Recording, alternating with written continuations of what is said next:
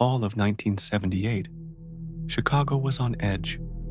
There was a growing unease in the city, with whispers of a man lurking in the shadows, dressed as a clown.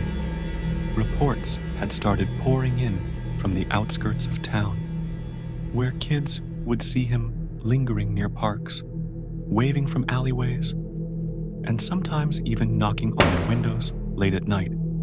The police initially shrugged off these sightings as pranks, dismissing them as Halloween shenanigans. After all, clowns were harmless, right? But soon, the story of Smiling Jack would take a darker, bloodier turn. The legend of Smiling Jack had been around for a few years, mostly in the form of urban myth. He was described as a tall figure with a disturbingly wide smile, painted in red across his face.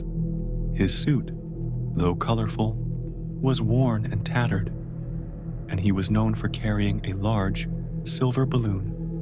What unsettled people the most wasn't just his appearance. It was the fact that no one ever saw him speak. He would just stand there, grinning, waiting. For 16-year-old Sarah Mitchell, this was nothing but a spooky tale to tell at sleepovers. She lived in the quiet neighborhood of Bridgeport, where nothing ever happened. Sarah loved Halloween, loved the thrill of being scared, but she didn't buy into the Smiling Jack nonsense. To her, it was just another urban legend designed to keep kids in line. That changed one night. It was a cold, windy October evening when Sarah and her best friend Amy decided to walk home after a late-night study session. The streets were quiet, illuminated only by the flickering street lamps. The wind howled, blowing dried leaves down the deserted sidewalks.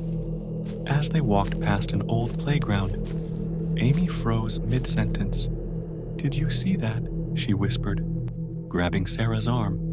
Sarah turned to see what Amy was staring at. Across the playground, standing perfectly still under the dim glow of a streetlight, was a man. At first glance, he seemed like an ordinary person, but something was terribly wrong.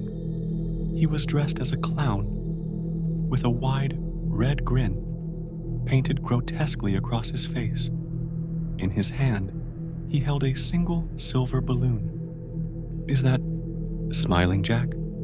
Amy asked, her voice barely audible. Sarah felt her heart pound in her chest. The clown didn't move. He just stood there, watching them, that painted smile never fading. Sarah tried to brush it off. "It's just someone trying to scare us. Probably one of the boys from school." But as they began walking again, the clown started to follow them. The girls quickened their pace, exchanging nervous glances as they walked faster down the sidewalk. Sarah kept glancing back, hoping to see that the clown had disappeared, but he hadn't. He was still there, slowly trailing them, his balloon drifting beside him like a dark omen. They broke into a run, dashing through the streets until they reached Sarah's house. Slamming the door shut behind them, they locked it and peered out the window. The clown was gone. For the rest of the night, they tried to laugh it off. But deep down, Sarah couldn't shake the feeling that something was very wrong. The next morning, Amy didn't show up to school. Concerned, Sarah called her friend's house, but no one answered. She assumed Amy was probably just shaken up by the night before. However, by evening, Amy still hadn't returned any calls. Sarah decided to head to her house to check on her. When she arrived, police cars lined the street. Neighbors stood outside in hushed conversation, their faces pale with shock.